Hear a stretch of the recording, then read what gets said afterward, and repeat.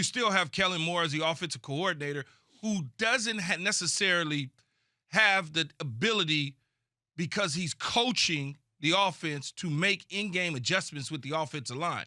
When different things come up, like the defense setting the edge for the New Orleans Saints or them blitzing or bringing pressure from different places, trying to have an understanding for the offensive line of how to make that adjustment, in-game adjustment, not halftime adjustment, but in-game adjustment. When you look up on the sideline and you see one of those coaches with the iPads or the Microsoft pads or whatever it is that they're using, they're not sitting over there looking at cartoons. They're sitting over there trying to explain to them what just happened and how to correct it so it doesn't happen again. I wonder who that guy's going to be.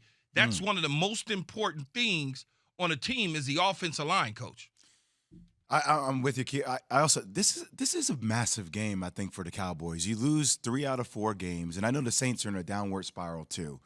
But we have talked about the Cowboys having a chance to reach the Super Bowl, right? And I know people have jumped off that train to a degree, or it's lessened, hasn't picked up steam.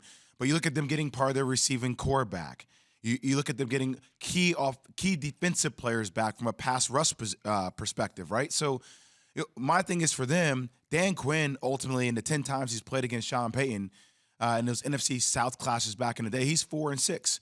But the firepower that he has now is exponentially different than what he had back in those days. So, look, offensive line, are they going against adversity? Yes, but I actually think having those pieces back offensively, it's time for the Cowboys to get back on track if they want to start winning and thinking about Super Bowl contention. Well, one of the things that the Cowboys certainly have to do to get back on track is run the football with the two-headed monster and Tony Pollard and Ezekiel Elliott. If you go back to the beginning of the season, they were averaging about 150 to 60 yards a game. Right now, over the last month of the season, they're averaging about 85 yards a game. That's a huge, huge drop-off from where they were when they were winning to where they are now. Listen, here's what's at stake. We talk X's and O's, but here's what's at stake for the Cowboys. If they lose, now Washington's starting to get hot. Heineke's playing well. The defense is coming around. If they lose, they're 7-5, okay? Now, the games coming up, you see Washington and you see Giants and Washington again, okay? So home and away and on the road Washington and one with the Giants. And you go, oh, well, it's the NFC East. It's soft. NFC East rivalry games are tough. If the Cowboys win 2 of those 3, they did well, right? So there's another loss. We're up to 6 losses. They could be 9-6, but, like, I'm saying they'll win 2 out of 3. Who says that? Maybe they lose 2 out of 3. That's almost, it's not as likely, but almost as likely. And you lose 2 out of those 3 rivalry games, and all of a sudden, what are you, 8-8? No, 8-7. You're barely above 500. By the way, you know who you have after that? Arizona. The last thing they can afford to do is completely botch this opportunity. And what I mean by that is win the division and lose in the first round. Or how about this? Lose the division. That would be music to a lot of people's ears. I'd be so happy. Oh, it'd be music to a lot of people's ears if for some weird reason that they wind up having to struggle in week 17 to win the division or lose the division. I mean, that even when you see the FPI chance to win, 55% is basically a coin flip. Even 62%, you could, and 63. Now, Washington, when they have Washington at home, okay, they're 72%. Cardinals, they're under 50%, and Eagles, a little over 50. A lot of these games are basically coin flips, or they're weighted coins, but not weighted that much for the Cowboys. Meantime, the Saints, like we're focusing on the Cowboys, but the fact is, the Saints right now, if the season ended now, not in the playoffs, they win this game, season ended now, playoffs.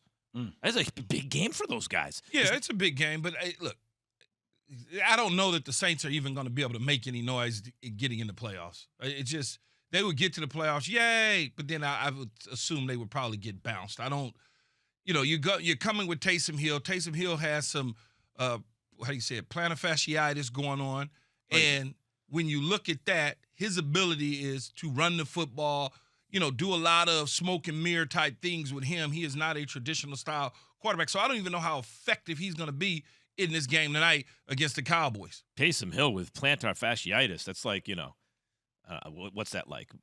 Tom Brady, but he has a shoulder injury, right? Like you're taking away the thing that he can do. I'll tell you what, you said it before. Key, if they don't win the division, let me tell you how hilarious that would be. Every year we hear about how great they're going to be.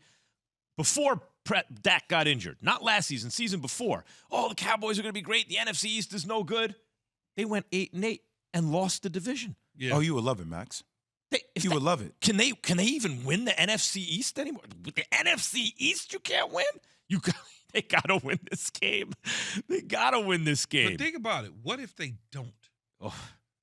You know how it goes, man. Mm-hmm. That thing gets tighter. It gets so tight they can't shoot a BB out. So think about it at all. Thanks for watching ESPN on YouTube. For live streaming sports and premium content, subscribe to ESPN+.